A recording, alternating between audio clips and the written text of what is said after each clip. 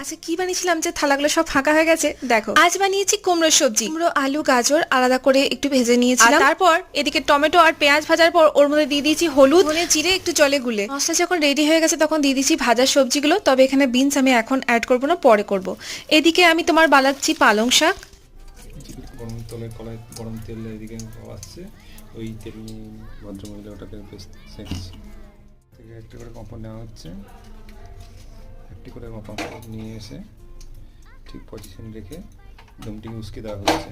পাঁপড় আমার ভাজা খেতেই ভালো লাগে, কিন্তু তেল অত ইউজ না করে আমি জাস্ট এক ড্রপ তেল দিয়ে এটাকে সেঁকে নিচ্ছি। এই এক ড্রপ তেল দেওয়ার জন্য পোড়া পোড়া টেস্টটা একটু কম লাগবে। লঙ্কা এখনো তেলের উপর মধ্যে আছে, লঙ্কা নিজেও জানে না কখনো ঘরে বুঝবে। তো চলো থালি রেডি হয়ে গেছে, এই হয়েছে আজকের মেনু। আর পাঁপড়টা কেমন ক্রাঞ্চ দেখে নাও।